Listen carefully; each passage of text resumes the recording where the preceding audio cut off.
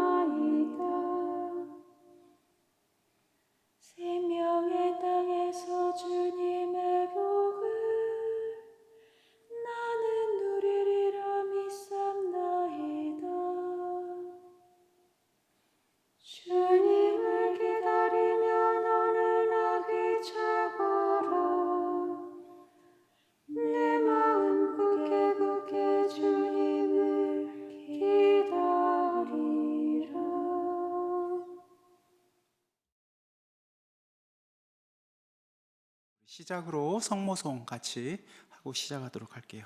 성부와 성자와 성령의 이름으로.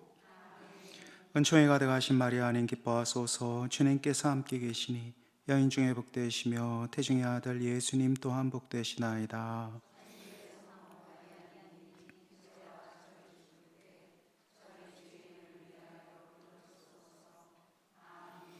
저희와 함께 하시는 어머니, 어쩌면 당신께서 가장 많이 부르셨을 시편이리라 이리 믿습니다. 저희 마음도 당신과 하나로 한 노래를 부를 수 있는 그런 은총으로 이끌어 주십시오. 이 모든 것 우리 주 예수 그리스도를 통하여 비나이다. 성부와 성자와 성령의 이름으로. 성모님이 가장 많이 불렀을 법한 노래라고 하니까 갑자기 좀 정신이 바짝 나기도 하죠. 먼저 좀 와가지고 좀 들으신, 한두 차례 이렇게 들으신 분들은 감을 좀 잡으실 수도 있을 거예요. 그렇지만 제 체험으로 보면 이게 그렇게 딱 떨어지진 않는 것 같아요. 말을 건너서 번역된 시이다 보니까 이게 지금 처음 딱 들었을 때 어떤 느낌이 지금 오면 정상이냐면요, 이거 완전히 다른 두 개의 시가 붙어 있구나, 이렇게 느낌이 와야 돼요. 완전히 다른 두 개의 시가 붙어 있구나. 그러니까 이제 우리가 바로 이어서 이제 한번 전체로 다시 이제 쭉 들어볼 터인데, 1에서 6절까지는 깊은 확신에 찬, 당신이 나와 함께 있고 가장 어려울 때도 내 편이셨다라는 그 확신에 찬 체험을 노래하고 있어요. 그런데 7절부터 끝까지는 어떤 내용이냐면요, 특별히 7절부터 11절까지의 내용은 어떤 내용이냐면 보이질 않는 거예요, 당신이. 그래서 내가 너무너무나 갈증 속에서, 앞에 1절에서 6절까지는 당신의 현존이, 특별히 어려운 시기 안에 당신이 나와 함께 있었다라는 게 너무너무나 명료한, 정말 기쁨의 시간이었다면, 확신의 시간이었다면, 7절부터 12절까지는 도무지 당신이 보이지 않는 곳에서 애절하게 노래하고 있는 지금 그런 내용이에요. 13, 14절은 그런 와중에 내가 마음을 다잡는 이런 내용이고요. 그러니까 이게 두 개의 서로 다른, 많은 시편을 연구하는 학자들은 이건 두 개의 서로 다른 시편이 모아진 것이다, 이렇게 이해를 해요. 왜 모았을까? 이제 이게 문제겠죠. 왜 이렇게 완전히 다른 두 개를 왜 모았을까? 이게 오늘 우리가 이 시편을 좀 함께 하려고 하는 이유입니다. 여하튼 이 두 개의 서로 다른 빛깔을 가진 이 이야기가 지금 하나의 시편 안에 있어요. 그리고 하나의 시편 안에 있어야만 하는 이유가 있습니다. 그래서 오늘은 이 특별한 시편을 한번 좀 우리가 새겨보려고 합니다. 함께 노래하려고 합니다. 마음으로 함께 불러보려고 합니다. 어떤 맥락일까? 한번 일단 선입견 없이 이런 지금 맥락으로 두 개의 시편이 하나로 붙여 있구나 하는 거 한번 염두에 두면서 이 시편을 들어보겠습니다. 주께서 나의 빛 내 구원이시거늘 내 누구를 두려워하려. 주께서 내 생명의 바위시거늘 내 누구를 무서워하려. 내 살을 먹으리라 달려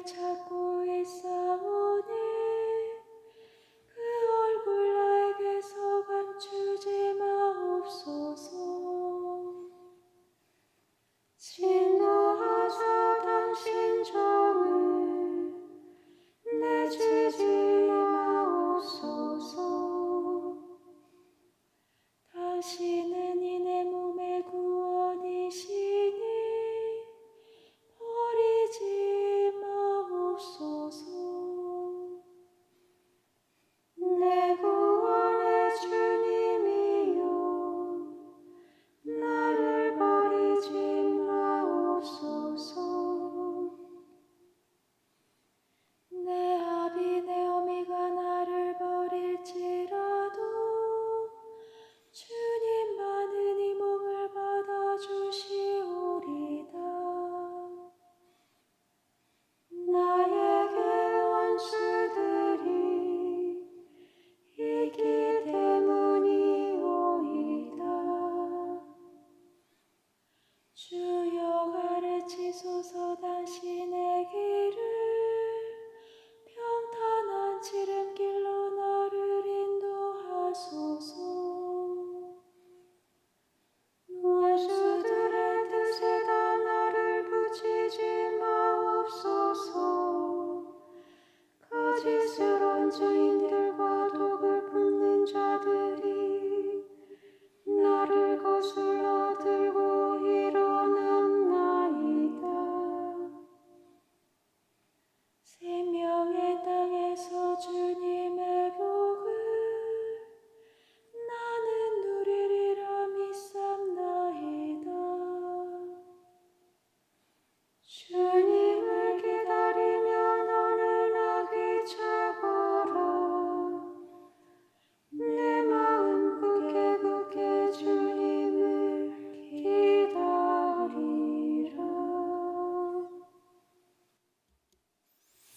조금 길긴 하죠. 그래도 특별히 이 시편을 지금 선택한 이유는 바로 이런 이유입니다. 지금 현재 내 삶을 둘러싸고 있는 이 사태가 절망스러울 때예요. 지금 이 시편을 노래하고 있는 사람이. 그런데 이 시편을 노래하고 있는 사람의 절망과 오늘날 우리가 겪고 있는 절망, 시편을 노래하고 있는 단어들, 이미지들과 우리가 겪고 있는 세상이 많이 달라서 마음이 잘 안 다가와요. 시편을 노래하는 자는 진짜로 전쟁을 겪고 있는 자였어요. 진짜로 전쟁을. 근데 우린 지금 전시에 있진 않잖아요. 그죠? 그러다 보니까 이 시편을 노래하는 사람이 가지고 있는 그런 절절함이 우리랑은 좀 거리가 조금 멀어요. 적들이 우리를 뭐 둘러싸고 있다든가 막 나를 노리고 있다든가.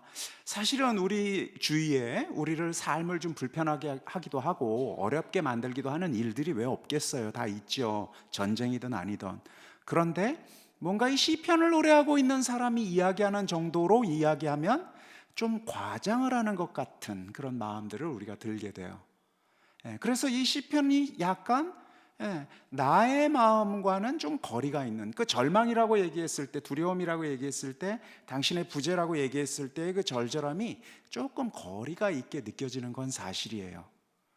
그런데요, 시편이 지금 이야기하고 있는 주님의 부재는 그분이 계시지 않는다라는 것은 전쟁이든 전쟁이 아니든 우리가 시시때때로 겪게 되는 우리 삶의 현실이에요. 주님의 부재, 내 편이신 그분이 분명하게 그 뜻을 드러내고 있지 않은 상태는 이를테면 이런 거예요. 뭘 열심히 해보려고 하는데 그게 와장창 무너져서 아우 끝장났구나. 너무나 힘든 일이 갑자기 생겼어. 나를 괴롭히는 사람이 하나 생겼어. 그로부터 계속해서 내가 괴롭힘을 당하고 있어. 이런 상태라면 우리가 알겠죠. 아, 주님, 당신 지금 어디 계세요? 라고 외칠 수 있는데 문제는 가장 크게, 가장 진하게, 가장 어둡게 주님이 부재하는 상태는 어느 때냐면 관심이 없는 때예요. 주님이 내가 지금 관심이 없어. 뭐 계셔도 좋고 안 계셔도 좋고 난 지금 별로 그게 뭐 특별히 내 삶에 그분이 다가오질 않아. 그냥 뭐 왜 그런 거 있죠? 도와주시면 좋고 않는데도 뭐 그다지 그렇게 뭐 내가 당신을 막 불러야 할 이유가 별로 없는, 그냥 뭐 그냥 그렇게 그냥 가버리고 있는 이 상태, 이게 가장 진한 하나님의 부재거든요. 그러면 이제 조금 우리가 이 시편을 읽으려고 하는, 이 시편과 함께 하려고 마음을 조금 불러일으킬 수 있어요. 어쩌면 나의 지금과 굉장히 이따 있는 상태일지도 모르겠다라는 생각이 지금 들어요. 우리가 당신이 있거나 없거나 별로 상관이 없을 때는요, 어떤 특징이 있죠? 기도를 하려는 열의가 없어요. 차라리 내가 삶이 어렵다, 그래서 당신의 부재가 진하게 느껴진다, 그래서 당신의 힘이, 당신이 뭔가 좀 필요하다 그러면 막 기도도 하고 하죠. 그런데 그도 저도 아니야. 특별한 이슈도 없어.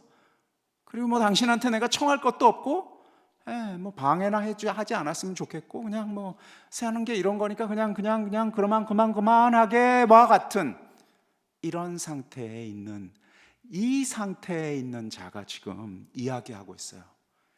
그가 지금 세상을, 자신을 둘러싼 사태를, 지금 현재를 냉정하게 보니까 이건 아니야.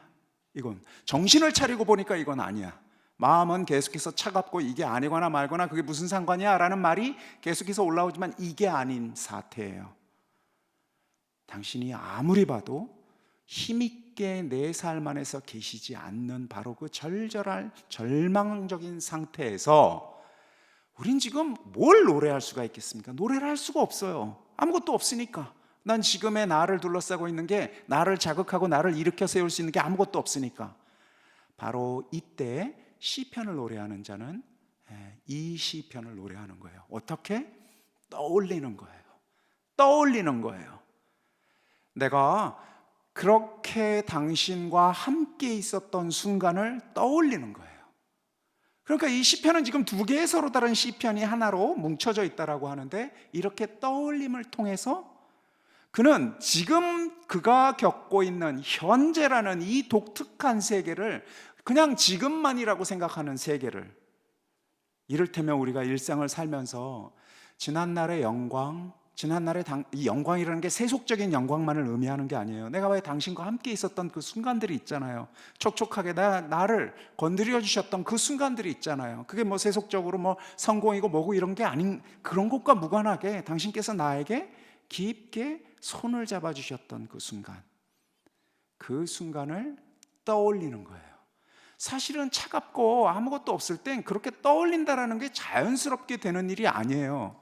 그것은 애써서 고개를 돌려서 그 시간을 움켜쥐어야, 내가 다시 고개를 돌려서 그 시간으로 가야만 하는 거예요. 꺼내와야 되는 거예요. 서랍을 열어야만 하는 거예요. 그냥 이럴 때 그런 마음에 한번 이렇게 떠올려 볼까 하면 당장 그냥 망연한 마음으로는 절대로 올라오지 않는, 애써서 고개를 돌리고 안 쓰던 근육을 써서 다시 그날을 찾아야 돼요. 당장 딱 찾으려고 그러면 있었나 싶은데 잠잠히 있으며 우리는 그날을 천천히 끄집어낼 수가 있어요. 이렇게 끄집어내는 행위가 지금 이 시편을 노래하고 있는 자의 행위예요. 그게 찬미예요. 13, 14절에는 자, 끄집어냈어. 그냥 끄집어낸 것만으로 끝나는 것이 아니라 이제 내가 이 끄집어낸 삶을 굳세게 지키겠노라. 그것을 이 힘겹게 끄집어낸 이 영광스럽고 이 확신에 찬 그 순간을 내가 꼭 붙잡고 있으리라는 결심으로 지금 이 찬미가가 끝나요.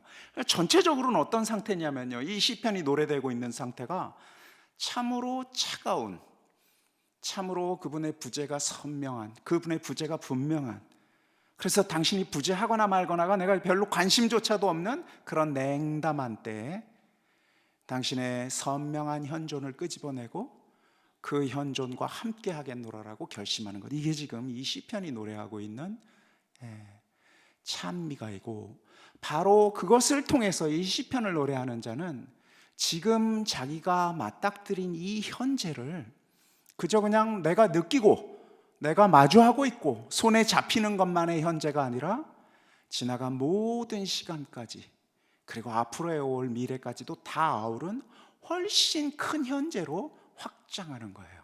이렇게 그는 자유로워지고 넓어지고 있어요. 나르려면 공간이 있어야 되겠죠. 이렇게 큰 공간으로 이렇게 스스로를 넓히고 있어요. 이게 지금 우리가 하려고 하는, 참여하려고 하는 찬미가예요. 그러니까 우리가 우리의 삶의 공간, 우리의 마음의 공간을 크게 넓히려고 한다면 무엇을 해야 하느냐면요, 선택을 해야 돼요. 어떤 선택을 해야 되느냐면요, 갈피갈피 잡혀져 있는 그 많은 것들 다 그냥 그건 지나간 과거 언제적 이야기처럼 다 흩어져 버렸고, 그건 지금의 아무런 힘도 쓰지 않는 것 같은 그 귀한 시간들을 떠올리는 것이에요. 기억해내는 것이에요. 세상의 기억처럼 우리를 쓸쓸하게 만들고 힘겹게 만드는 게 없어요. 좋았던 시간을 기억하면 기분이 좋아요, 슬퍼요? 좋을 때도 있고 슬플 때도 있어요. 어느 때 우리가 슬플까요? 좋았던 게 이제 사라져서 더 이상 내 것이 아니라는 게 분명할 때 우리는 떠올리는 게 너무너무나 괴로워요. 생각해 보세요. 너무너무나 나 지금 너무 힘든데 너무 좋았던 시간이 있어. 그거 떠올리는 게 뭐 어떤 행복이 있을까요? 그건 과거인데, 그건 지나가 버렸는데, 지금은 없는데. 우리가 기억을 한다라는 것은요, 그때 그런 일이 있었다라는 그 사실을 떠올리자라는 게 아니에요. 기억한다라는 것은 그때 있었던 그 분이 바로 지금도 계시다라는 사실을, 그걸 기억하는 거예요. 그러니 우리가 이 미사성제를 통해서도 기억을 하죠. 그분이 우리를 위해서 살이 되셨다라는 사실을. 그때 그랬다라는 이야기가 아니라 지금도 그분이 그렇다라는 이야기를, 그분의 그 약속을 우리가 지금 떠올리는 것이죠. 그 떠올림이에요. 그렇게 우리가 떠올려야 할 것을 떠올리는 것, 기억해내는 것, 이게 바로 믿음의 내용이고, 이게 바로 우리가 찬미한다라는 그 찬미의 내용이에요. 그래서 오늘 이 시편을 노래하는 자는 이렇게 참으로 힘겨울 때 떠올리고 싶지 않아. 왜냐하면 그건 사라졌으니까. 그럼에도 불구하고 그는 떠올리고 있어요. 왜냐하면 내 한 마음 깊은 곳에서는 사라져서 없어져 버린 것이라고 여겨지는, 그래서 분노도 일겠지만 선택을 하는 거예요. 그분이, 그때 그렇게 계셨던 그분이 지금도 살아계시는 분이라고 이렇게 떠올리는 것, 이것이 지금 이 시편이 이 서로 다른 분위기에 두 개의 물결이, 큰 물결, 뜨거운 물과 기름과 물이 두 개가 같이 섞여져 있는 이런 상태가 되고 있어요. 그렇게 우리는 더 깊게 당신께로 나아가고 더 깊은 현재를 만나게 돼요. 지금까지의 현재는 내가 만날 수 있고 내가 볼 수 있는 것이라고만 생각을 해왔는데, 이렇게 수면 위에 올라 있는 현재만이 아니라 저 깊이 끝을 알 수 없을 만큼 깊게 가라앉아 있는, 그러나 깊게 우리를 떠받치고 있는 큰 현재를 우리가 마주하게 되는 거죠. 그래서 우리의 삶은 이 모든 것을 통해서, 이 여정을 통해서 과거를 지금으로 소환하고, 그저 소환하는 것만이 아니라 그 과거에 있었던 그분을 지금도 계시는 그분으로 고백하는 것을 통해서 우리는 고립되어 있지가 않아요. 언제나 크고 큰 현재를, 더 크게 확장되어 가고 있는 거대한 우주를 지금으로 우리의 것으로 마주하게 되는 거예요. 그렇게 우리는 자유스러워져요. 그래서 지금 이 순간 무엇인가가 하나 일어났고 무엇인가가 하나 망한 것으로 출렁거릴 수가 없어요. 왜냐하면 우리는 지금 이 순간 경험하게 되는 이 1초, 2초, 하루, 이틀, 한 달, 두 달, 1년, 2년으로 사는 사람들이 아니라 참으로 저 먼 과거부터 먼 미래까지가 다 지금으로 나의 것인, 우리의 것인 그 세계를 사는 사람들이기 때문에 그래요. 그게 오늘 찬미가가 의미하고 있고, 오늘 우리의 찬미를 해야 할 내용이에요.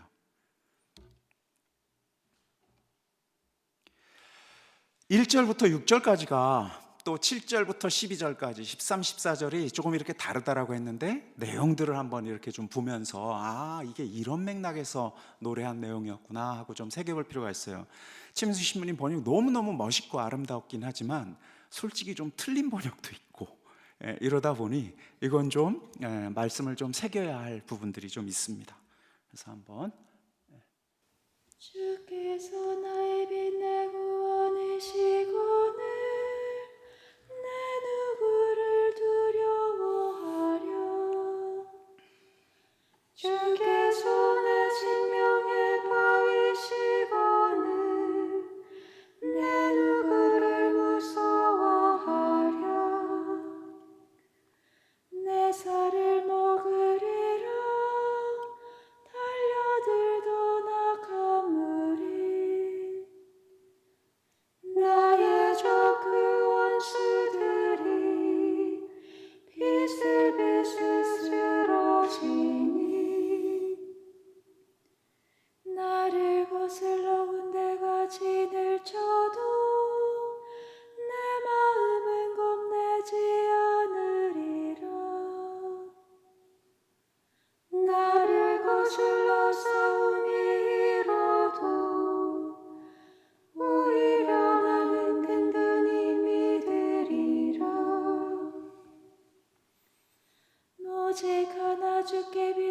얻고자 하는 것은 한평생 주님의 집에 산다는 그것.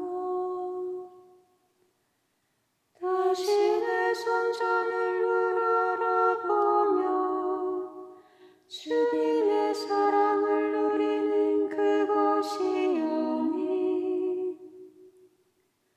불행한 날이 몸을 다신 장막에 숨기시고 그 장막 극한 곳에 나를 숨겨두시리라.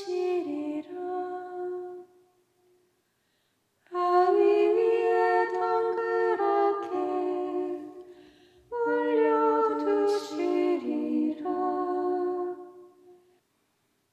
금시 내 머리가 나를 둘러싼 원수들 위로 쳐들려 있으니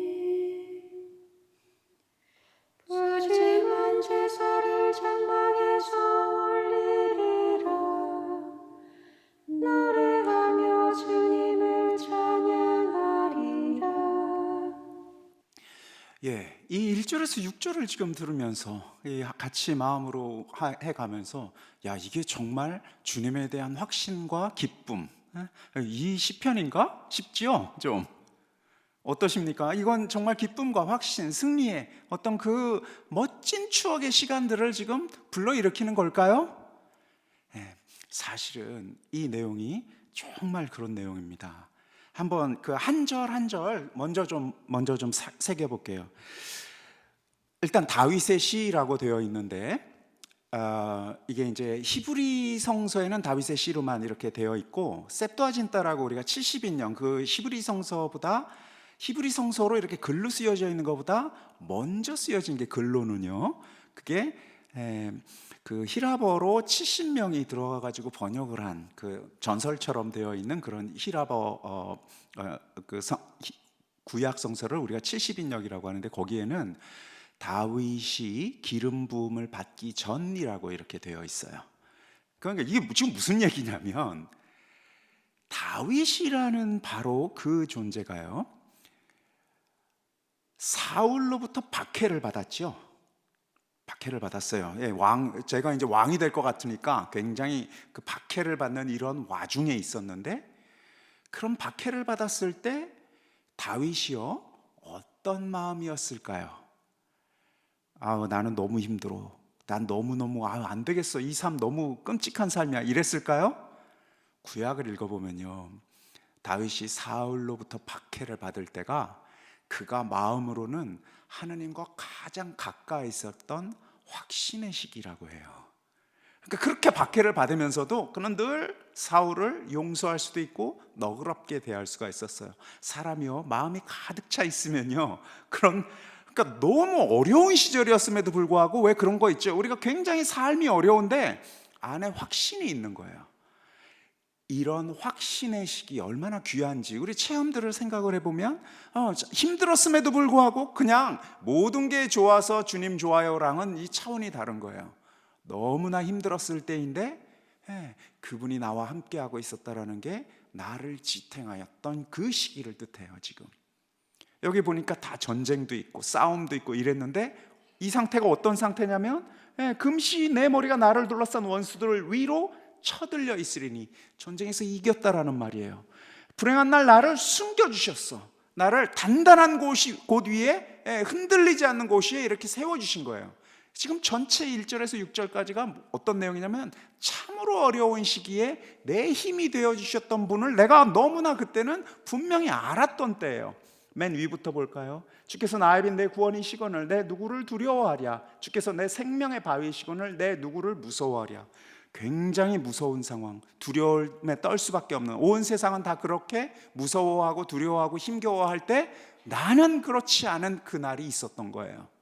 나는 왜냐하면 그분이 내 곁에 있었기 때문에 그래요. 빛과 구원, 여기선 지금 바위라고 번역을 하셨는데 저게 성체를 뜻하거든요. 강력한 요새를 뜻해요. 주님께서 나를, 여기 지금 빛은 언제 필요하죠? 어두울 때 필요해요. 그리고 구원은 언제 필요하죠? 건져내시면 언제 필요하죠? 내가 빠져 있을 때 필요해요. 성체는 언제 필요하죠? 전쟁에서 필요해요. 적들이 있을 때 필요한 거예요. 바로 이렇게 내가 굉장히 어려움 속에 있을 때, 위험 속에 있을 때, 뭐가 보이지 않는데 그때 내가 어떤 체험을 하느냐면 계신 거예요, 그분이. 그래서 내가 그때 두렵지 않은 거예요. 바로 이런 믿음의 체험들, 이런 은총의 시간들을 지금 그가 생생하게 소환해내고 있어요. 2절에서 3절을 보면요, 내 살을 먹으리라 달려들던 악한 무리들, 나의 적들, 그리고 군대가 진을 치고 나와 거슬러 싸움이 일어나고, 이거 보니까 이게 전쟁에 나간 사람의 지금 마음이에요. 그래서 학자들은 이것을 여러 갈래로 해석을 해요. 압살롬이 다윗에게, 첫째 아들 있잖아요, 압살롬이 다윗에게 반역을 일으켰다가 마지막 전쟁에서 압살롬을 끝장을 내는데 그 마지막 전쟁의 직전의 마음일 것이다 라고. 주님께서 나를 선택하셨다는 걸 알게 됐어요. 확신을 하고 있어요. 그러니 그는 두려움이 없어요. 참혹한 일이 내 곁에 있지만 두려움이 없는 그 깊은 기쁨이에요. 이건 정말 깊은 기쁨이라고 얘기할 수밖에 없어요. 세상에 어둠이 하나도 없어서가 아니라 그 어두운 순간에도 내가 그분만을 믿고 의지할 수 있는 그 믿음이 있는 때예요. 그 믿음이 나를 가득 채웠을 때예요. 4절이 이제 좀 문제예요. 오직 하나 주께 빌어 얻고자 하는 것은 한평생 주님의 집에 산다는 그것, 당신 성전을 우러러보며 주님의 사랑을 누리는 그것이여니. 제가 이게 어떻게 이렇게 번역을 하셨을까? 이 앞부분은 그런데 당신 성전을 우러러보며 주님의 사랑을 누리는 그것이여니는 아마 이제 시적으로 이렇게 하신 것 같은데, 다행히 이제 우리 지금 새로 번역한 우리가 가지고 있는 성경은 달리 번역을 해서 제가 여기 따옴표로 가져왔어요. 요 뒤에 당신의 성전을 우러러보며 해당하는 부분을 직역을 하면 이렇게 해야 돼요. 주님의 아름다움을 우러러보고 그분 궁전을 눈여겨보는 것이라네. 그러니까 주님의 집에 산다라는 것, 주님과 함께 한다라는 것이 무엇이냐면 주님의 아름다움을 우러러보고 그분의 궁전을 눈여겨보는 것이라네요. 내가 주님과 함께 산다라는 것, 그분의 아름다움이라고 직역을 하면 아름다움이지만 이건 기쁨을 뜻해요. 직역을 하면 기쁨이에요. 사실 기쁨인데, 주님의 기쁨이 뭐냐면 주님이 우리를 사랑해서 사랑하는 사람을 위해서 사랑을 온전히 베풀고 있을 때 그때의 기쁨을 의미해요. 그때의 아름다움을 의미하고, 그래서 그때 주님이 가진 그 기쁨, 우리를 사랑할 때 당신이 가지고 계신 그 아름다움과 기쁨을 내가 보고 향유할 수 있다라는 거예요.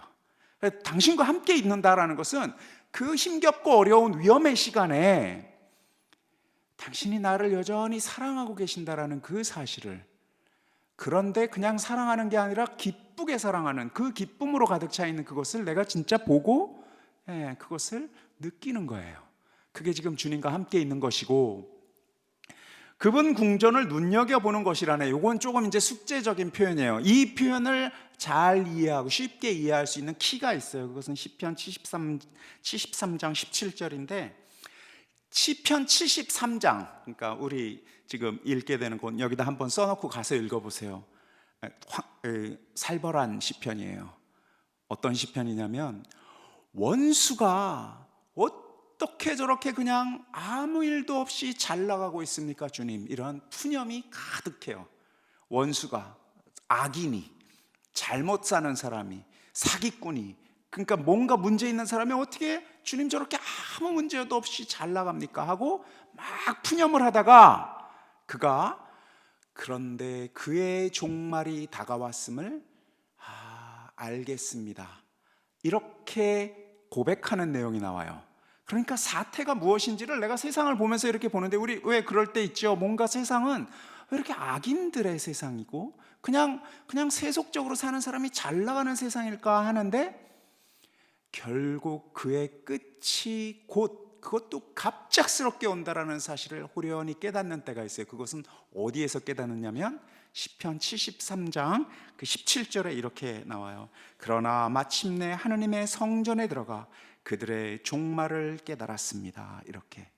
그러니까 성전 안에 지금 그분 궁전을 눈여겨보는 것이라네라고 이렇게 번역을 했지만, 직역을 하면요, 그분의 성전, 궁전 같은 말이 쓰이는데, 그분의 성전의 궁전 안에서 곰곰이 생각하다예요. 곰곰이 생각하다.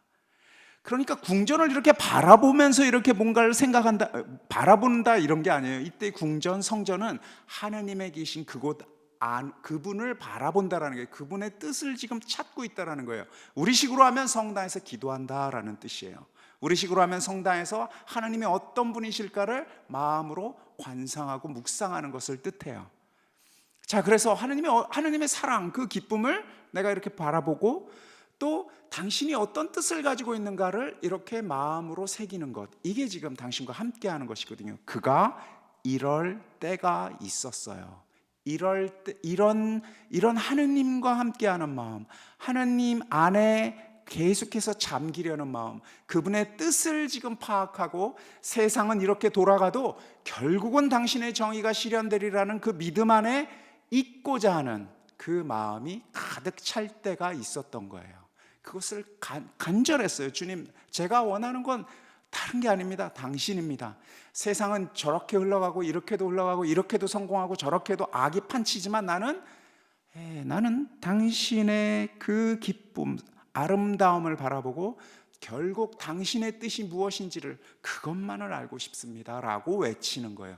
그런 마음이 가득했을 때예요. 그런 마음이 그것만이 그를 위로했을 때예요. 5장은요 계속돼요. 불행한 날, 힘겨운 날 나를 숨겨줬다라는 거예요. 나를 보호해줬다라는 거예요. 세상은 딱 보면 제 불행해, 제 다윗, 사울 왕으로부터 저렇게 박해를 받고 있으니 참 불행해, 힘들겠다 이렇게 볼지 몰라도 다윗은 전혀 그렇지 않았어요.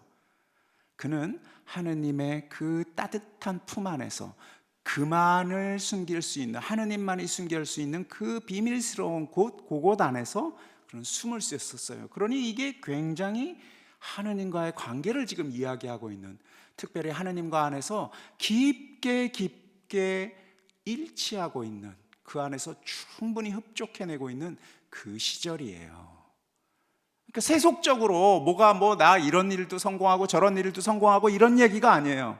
참으로 힘겨울 때조차 바로 그때 그분께서 나를 사랑하신다라는 사실을 내가 확신할 수 있었고, 나는 그분만을 바라보리라 하고 그렇게 여겼던 거예요. 그리고 6절에서는 그렇게 나를 보호하는 것만이 아니라 곧 아주 금방 나를 승리하게 만드셨다라는 사실을 또 떠올리고 있어요. 그러니까 참으로 이 1에서 6절까지 지금 떠올리는 시간을 보면서 우리는 이런 생각을 할 수 있어요.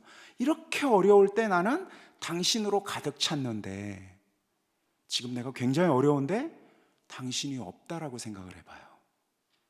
그러니까 성공의 시기에 성공이 무너져가지고 성공이 없이 이렇게 지금 실패했다 그러면 그때도 어려울 텐데, 이 깊게 하나님을 지금 추구하고 있는 자가 어떤 상태냐면, 그렇게 어려운 시기에 나는 얼마나 당신으로 충만했던가. 그런데 지금 이 어려운데 당신이 계시지 않는 거예요. 이건 정말 견디기가 어렵거든요. 이건 정말 견디기가 어려운 거예요.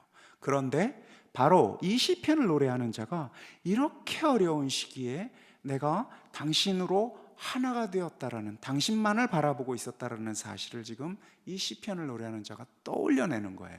그때 이랬잖아요. 그런데 거듭 시작부터 말씀드렸다시피 이게 그 자신을 더 절망시키는 게 아니라 바로 이분을 계속해서 또 떠올리고 또 떠올리고 또 떠올리고 있어요. 무엇일까요? 이렇게 떠올리는 게 이제 선명하게, 이렇게 떠올리는 이 시편에 선명하게 대비되어서 그의 지금을 이제 또 노래하고 있어요. 한번 들어보도록 하겠습니다. 주여 내 부르짖는 소리를 들으시고 불쌍히 여기시고 응답하여 주소서. 이 내 마음 당신께 아뢰었고 이 내 얼굴 당신을 찾고 있었나이다. 주여 당신 얼굴을 찾고 있사오니 그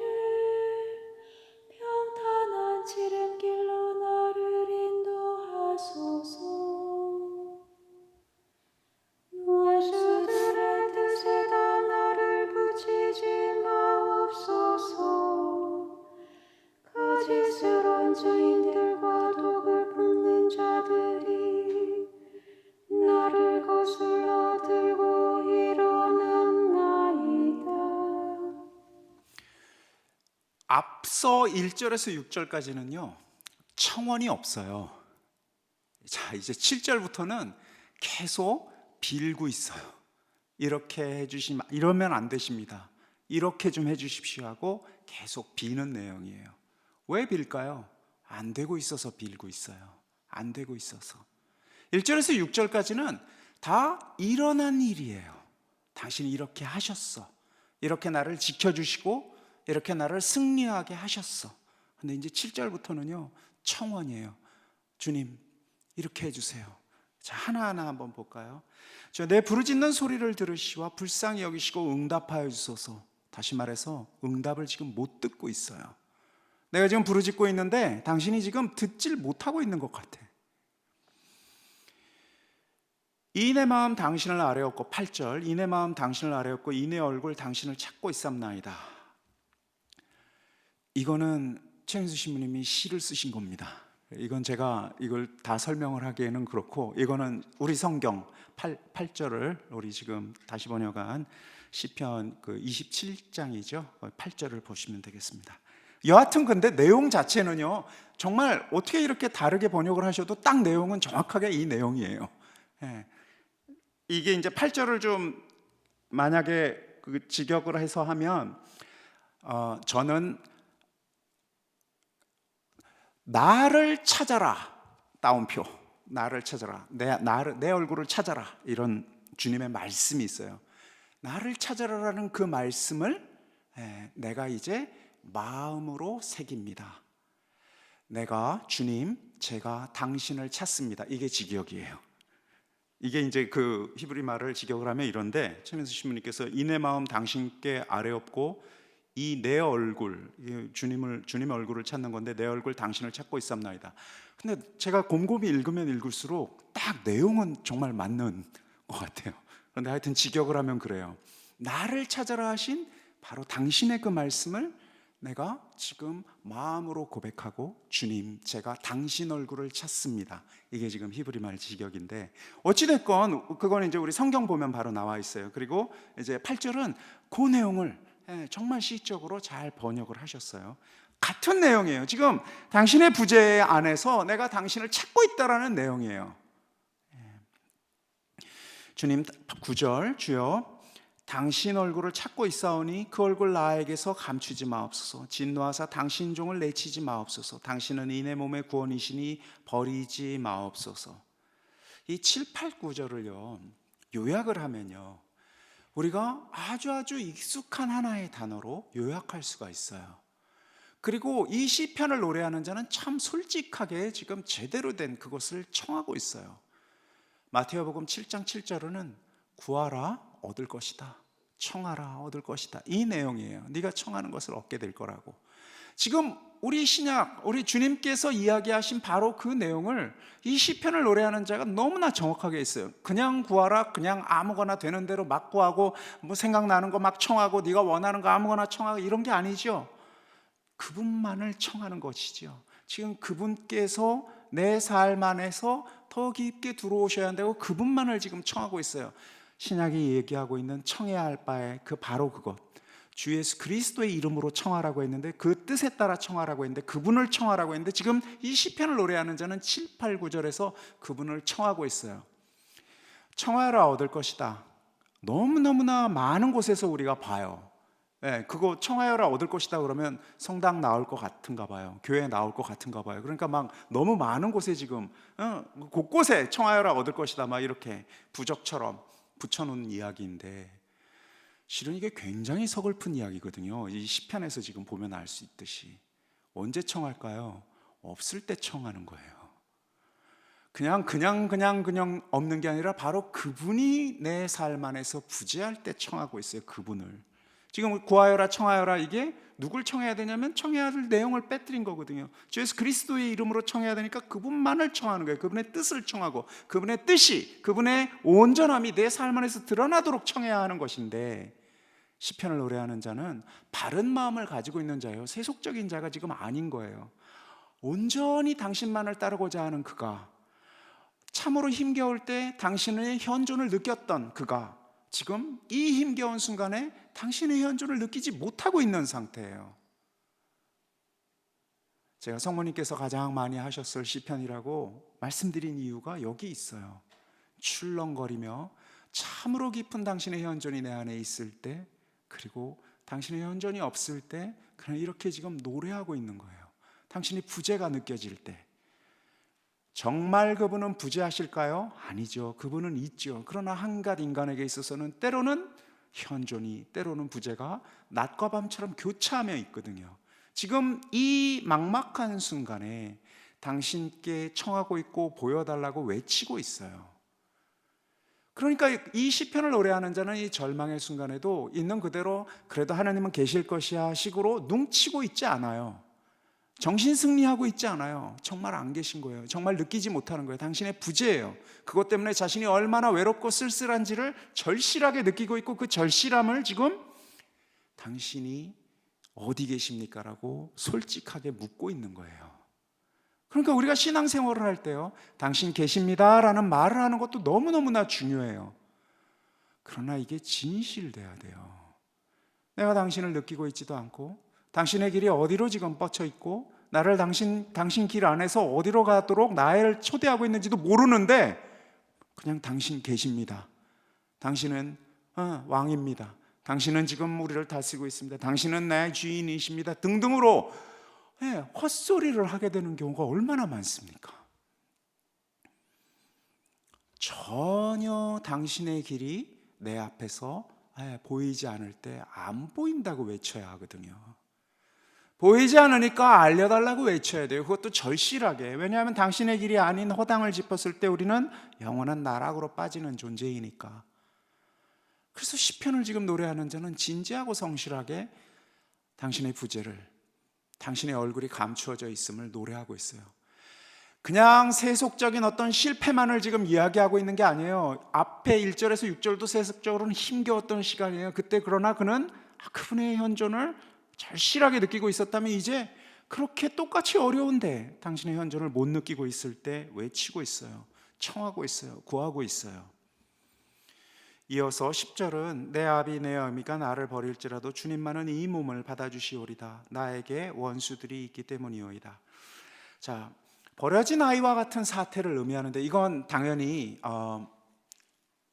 그러니까 왜 우리 속담과 같은 말이 있죠. 내가 얼마나 지금 어려운 줄 알아? 내 엄마 아빠가 나를 버린 것 같아 라는 표현이 있어요. 그러니까 진짜로 내 부모가 나를 버렸을지라도 이런 얘기가 아니에요. 그런 만큼 철저하게 버려져 있는 그 사태를 뜻해요. 이게 속담과 같은 말이거든요. 그래서 내 아비가 나를 버린 것 같은, 가장 나를 사랑하는 사람, 다함 없이 사랑했던 사람, 앞으로도 계속해서 사랑할 것이라고 철석같이 믿어왔던 바로 그 상태로부터 내가 버려진 거예요. 다시 말해서 주님으로부터도 내가 버려진 것 같은 바로 그 시간을 지금 이야기하고 있어요. 그렇게 완전히 버려졌는데, 그러니까 이제 그 모든 기대, 희망, 내가 알고 있는 주님이라는 상이 있어요. 내가 알고 있는 주님이라는 역할이 있어요. 주님은 자비로우신 분, 그러니까 나 자비로워야지. 주님은 내가 이럴 때 나를 살려주시는 분, 그러니까 주님은 이런 역할을 해야지, 이런 행동을 해야지, 이렇게 당신이 하느님이라면 이때 이렇게 해야지 하는 그 모든 기대와 내가 알고 있는 모든 어떤 신념과 이 체계가 다 무너졌어. 이렇게 무너져 있는 바로 그때 시편은 노래하고 있어요. 주님만은 이 몸을 받아주시오리다. 이게 뭘 의미할까? 그는 사실은 희망을 어떻게 될 것이다라는 어떤 기대와 이렇게 해주세요라는 그 바람이 아니라 지금 있는 그대로의 그를 지금 내놓고 있어요. 나 이런 상태입니다, 주님. 길을 모르고 길이 무엇인지도 어떻게 해야 하는지도 모르겠노라라는 그런 절절한 고백을 지금 하고 있습니다. 11장도 주여 가르치소서 당신의 길을 평탄한 지름길로 나를 인도하소서. 내 아비 내 어미가 나를 버릴지라도와 같은 게 이제 속담과 같은 우리가 흔히 쓰는 관용구라고 말씀드렸는데, 이 평탄한 지름길도 유대인들이 쓰는 관용구예요. 그러니까 그들은 하느님께 가는 길이 이렇게 올가미, 구멍이 파져 있어서 내 발목을 탁 잡아채서 우리 원수들이 나를 이렇게 끌고 가지 않는 이런 길을 뜻해요. 이 평탄한 지름길이. 그러니까 수많은 올가미들이 없는, 그래서 내가 그냥 좀 걸어갈 수 있는 이런 길을 우리에게 허락하소서 하고 지금 또 노래하고 있어요. 원수들의 뜻에다 나를 붙이지 마옵소서. 거짓스런 증인들과 독을 품는 자들이 나를 거슬러 들고 일어났나이다. 자, 12절이 이제 좀 숙제일 수 있는데, 그가 지금 이해하고 있는 이 세상을 지금 이렇게 이해하고 있어요. 자, 그럼 여러분에게 이 시편을 지금 우리가 함께 하려고 하는 여러분에게 묻고 싶습니다. 원수들이 독을 품고 나를 거슬러 일어나는 이런 사태가 있습니까? 원수들이 독을 품는다라는 것도 이제 관용구 표현인데, 나에게 해를 끼친다라는 뜻이에요. 크게 해를 끼친다. 자, 그런 해를 끼치는, 남이 나에게 크게 해를 끼치는, 엄청나게 해를 끼쳐서 내 목숨을 위태롭게 만들고 내 삶을 그냥 뿌리치 흔들게 만드는 이런 경우들이 있습니까? 있을 수도 있죠. 아마 크고 작은 그런 체험들을 아마 하실 수도 있습니다. 그러나 사실 따지고 보면 이렇게 격렬한 삶의 어려움들을 겪는 게 일반적이지는 않죠. 정도의 문제가 좀 있긴 하지만, 좀 어려움이 있긴 하지만 뭐 그 정도까지 뭐 독을 품고 막 이렇게까지 누군가가 우리에게 뭐 하는 일은 그래 별로 있을 것 같지 않아요. 그래서 이 시편의 거리감이 좀 느껴질 수 있는데요. 이 시편은요, 이 시편을 지금 노래하고 있는 분이 굉장히 깊게 하나님만을 바라보고 있는 사태라는 사실을 지금 거듭거듭 말씀드리고 있죠. 그런데 굉장히 깊게 하나님을 바라보고 있는, 더 깊게 하나님의 길을 따르는 사람들에게 어려움들이 꽤 많이 있습니다. 어려움들이. 그러니까 세상 안에서요, 내가 적당하게 어느 정도 이렇게 맞춰가면서 살면요, 이렇게 뭐 독을 품으며 나를 어렵게 만드는 일이 그렇게 있질 않아요. 왜냐하면 내 세상을 사는 법을 내가 어느 정도 알거든요. 그럼 여기에도 이 정도 맞춰주고 저기에도 저 정도 맞춰주면서 살기 때문에 뭐 이렇게까지 어려움들을 겪지는 않아요. 그런데 한번 생각해 보세요. 초세기 우리 신앙의 맨 처음 어른들이 아주 심플하고 단순한 믿음을 이제 살기 시작했어요. 예수 그리스도구나, 나의 주님이. 그리고 나의 주님을 고백하면서 살기 시작했어요. 그런데 그들에게 무슨 일이 일어났죠? 깊은 박해가 일어났어요. 왜 박해가 일어났을까요? 그들이 막 전쟁을 일으켜서 옆에 있는 사람들을 막 칼로 쑤시고 뭔가를 뺏어오고 이래서 박해가 일어났나요? 아니에요. 사실은 굉장히 단순한 삶을 살았는데 무엇을 불편하게 했느냐면 세상이 믿는 바를 믿지 않기 시작한 거예요. 그러니까 그들은 독이 되었어요. 세상 사람들에게. 그러니까 지금 어떤 거냐면, 우리가 어떤 삶을 온전하게 그리고 전적으로 당신의 삶을 살기 시작을 할 때 어떤 일이 벌어지냐면 너무 불편해지는 거예요. 굉장히 많이 내 삶이 불편해져요. 그러니까 내가 누군가에게 밥이 되고, 주님이 그리하셨듯이 내가 누군가를 위한 십자가를 지기 시작할 때 정말 이거 너무 커요. 그리고 내가 밥이 되고 십자가가 되면 세상이 나를, 야, 저 사람 정말 거룩하다, 정말 저 사람 참 좋은 분인가 보다, 박수를 치면 너무나 좋은데, 그리고 정말 우리가 뭐 TV나 이런 걸 보면 잘 아시겠지만 정말 착하게 열심히 사는 사람들을 보면 사람들이 다 좋아하잖아요. 그죠? 이렇게 나오면. 야, 그런데 비밀이 하나 있습니다.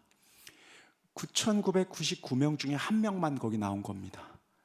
그나마도 그의 진 면목을 모릅니다. 우리는 정말 우리가 주 예수 그리스도를 따라서 살기 시작하면 어떤 일이 벌어지느냐면요, 우리를 세상이 바보 취급하기 시작해요. 우리를 세상이 이용하기 시작해요. 야, 드디어 내 곁에도 이런 바보가 하나 있구나. 그리고 그는 점점 그래서 조금 살만한 세상으로 나아가는 게 아니라 오히려 더 어두워져요. 오히려 더 힘겨워져요. 오히려 더 삶으로 가는 게 아니라 죽음으로 다가가요. 십자가로 다가가요. 예수님께서 십자가의 길을 막 갔을 때 사람들이 예수님을 보면서, 야, 저분 정말 거룩한 분이다, 이 정도면 됐어요, 이제 끝, 앞으로 당신은 나의 왕, 이렇게 됐을까요? 아니면 더 끝까지 밀려서 정말 죽음까지 이르렀을까요? 어느 쪽인지 우리 다 알고 있죠. 한마디로 주님께 투신하고 당신만을 선택한 자가 겪게 될 이 어려움들, 세상이 독을 품고 나에게 그 해를 끼치려고 하는 그 마음들이라는 것은 선택한 자가 마주하게 되는 참으로 매일매일 더 낯선 사태예요. 그럼 우리 당장 좀 공포스러워요. 나는 신자로서, 일반 신자로서 내가 지금 이렇게 살아가는데 뭐 이렇게까지? 그래서 내가 당신을 선택하면 선택할수록 더 어려워진다고? 더 끔찍해지는 사태로 나를 더 이렇게 내가 밀어붙여야 한다고? 우리는 지금 그게 두려워지고 있어요.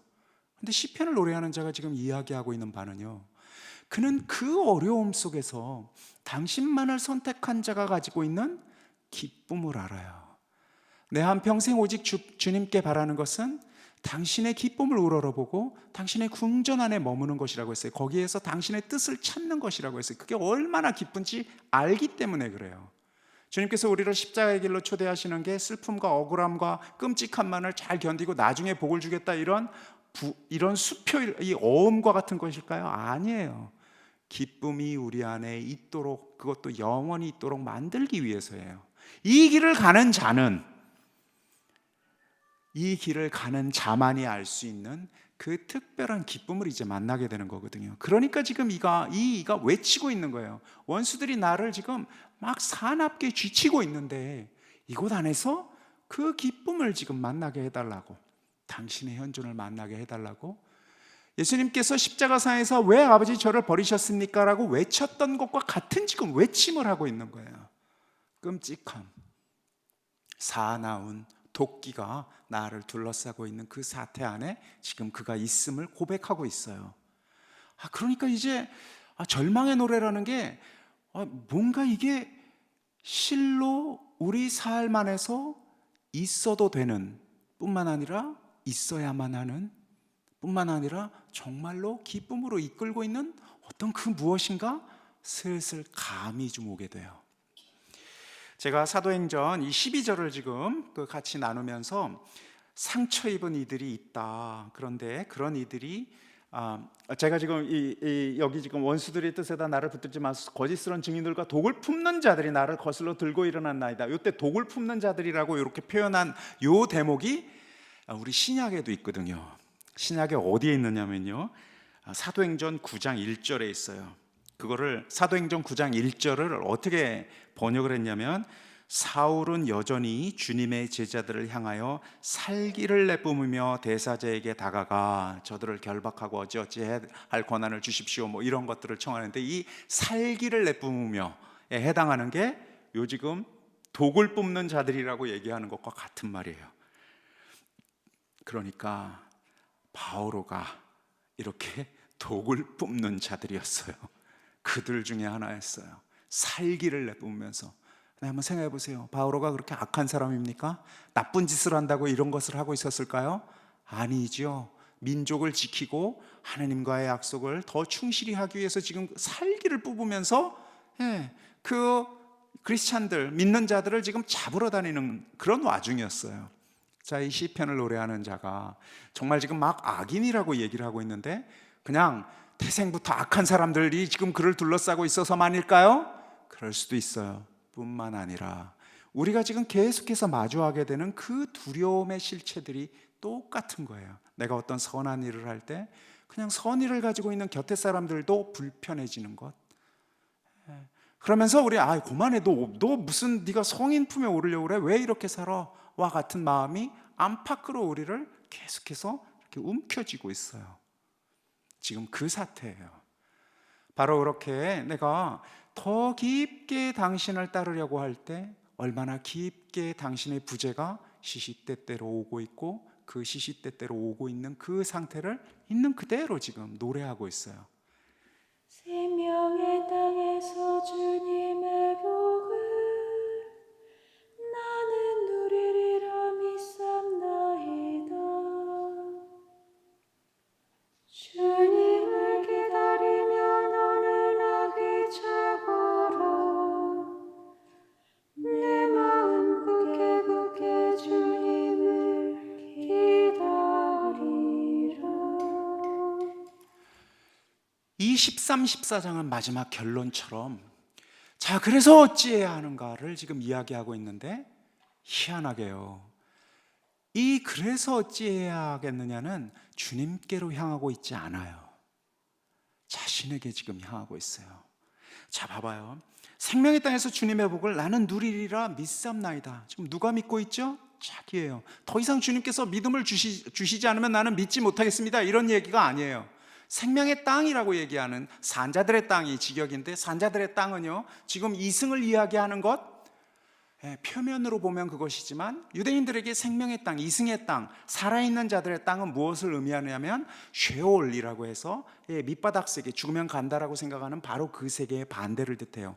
오늘날 우리가 산자들의 땅이다라고 구약을 읽을 때 또 생명의 땅이라고 번역된 모든 내용은 영원한 생명의 땅이라고 읽어야 돼요. 그러니까 그냥 이 이승에서의 목숨 붙여서 살고 있는 그런 그런 땅이 아니에요. 영원한 생명의 땅, 쉐올, 저 지옥 그 끝, 하나님으로부터 멀리 떨어질 수밖에 없는, 더 이상 회복될 수 없는 바로 그곳과는 완전히 다른 그 땅을 의미해요. 이렇게 당신과 영원한 생명으로 결부되어 있는 바로 그 땅에서 당신의 주님의 복을, 요 복이인데 토브라고 해서 좋은 것들이에요. 그 모든 좋은 것들을 내가 누리리라 믿습니다 하고 믿고 있어요. 그리고 이어서 14절은 계속해서 자신에게 또 이야기하고 있어요. 14절도 최민수 신부님이 시를 쓰셨어요. 이건 아무리 봐도 이건 이제 옆에 제가 이렇게 쓴 게 직역한 거예요. 주님께 기다려라, 희망을 두고 기다려라, 마음을 단단히 먹어라, 그러면 주님께서 내 마음을 굳세게 해주시리라. 주님께 희망을 두고 기다려라. 이렇게 하면 이게 딱 그냥 히브리 말 그대로의 직역인데, 자, 기다려라 기다려라 두 번이 반복이 되고 그 가운데가 이제 중요하겠죠. 카삭이라는 게 단단하게 마음을 먹으라는 우리말과 너무나 똑같은 히브리 말이에요. 단단히 마음을 먹어라, 단단하게 마음을 먹어라. 그게 뭐지? 글쎄요, 정말 우리말로 단단하게 마음을 먹어라라는 것보다 더 정확한 서양 언어로도 번역할 수 없는 것 같아요. 카삭은 단단하게 마음을 먹어라. 그러면 주님께서 네 마음을 굳세게 해주시리라 했는데, 이 마음이라는 게, 히브리 말 마음이라는 게요, 여러 갈래 뜻을 가질 수 있는데 우리 안에 작은 사람이라는 뜻을 가지기도 해요. 그러니까 무슨 말이냐면요, 왜 우리 내 안에 또 다른 내가 산다라고 하죠. 왜 우리 내 안에 있는 어린이를 잘 돌봐야 한다, 이런 표현도 많이 들어보셨죠? 내 안에 있는 또 작은 나, 또 우리 다른 그 이해를 하는 사람들은 참자라고 얘기할 수도 있겠고 참자기라고 얘기도 할 수 있겠고, 어떤 그 안에 있는 진짜 백이 내 마음, 진짜 백이 나를 굳세게 해주실 거라고, 이게 지금 히브리 말이에요.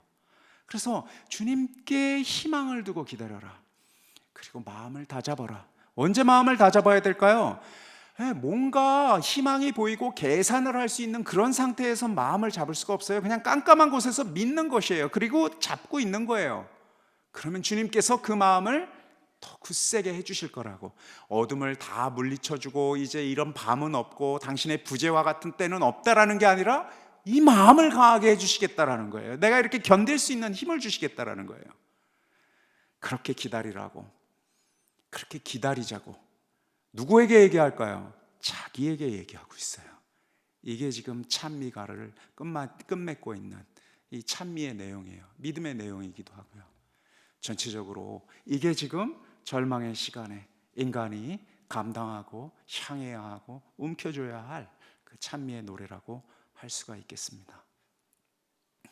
한번 이런 맥락 안에서 이 전체 시편을 다시 한번 들어보도록 하겠습니다. 주께서 나의 빛 내 구원이시거늘 내 누구를 두려워하랴. 주께서 내 생명의 바위시거늘 내 누구를 무서워하랴. 내 살을 먹으리라 달려들던 악한 무리 나의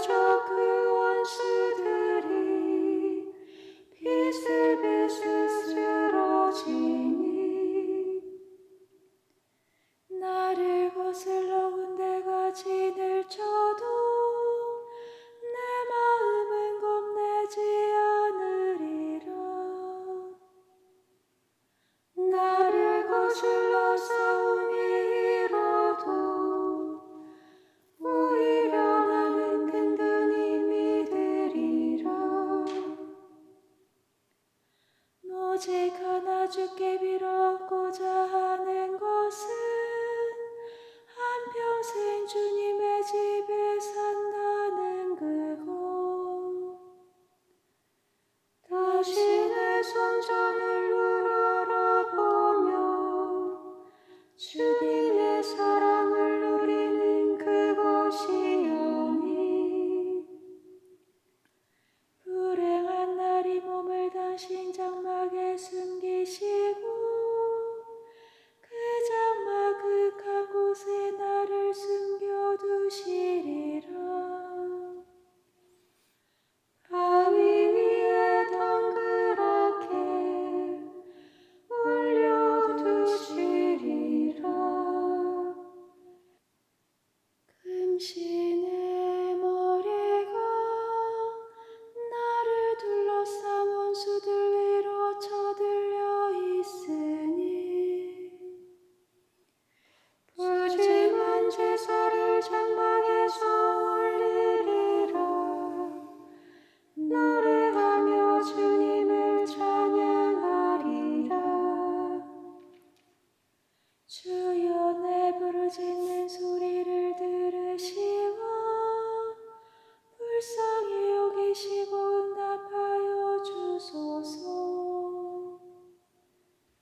이 내 마음 당신께 아뢰었고 이 내 얼굴 당신을 찾고 있사옵나이다. 주여 당신 얼굴을 찾고 있사오니 그 얼굴 나에게서 감추지 마옵소서. 진노하사 당신 종을 내치지 마옵소서. 당신은 이 내 몸의 구원이시니 버리지 마옵소서. 내 구원의 주님이여 나를 버리지 마옵소서. 내 아비 내 어미가 나를 버릴지라도 주님만은 이 몸을 받아주시오리다.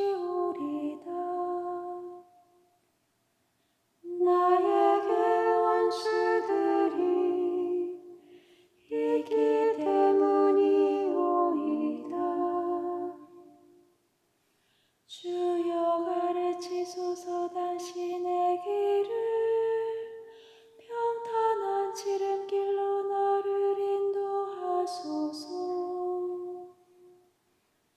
원수들의 뜻에다 나를 붙이지 마옵소서.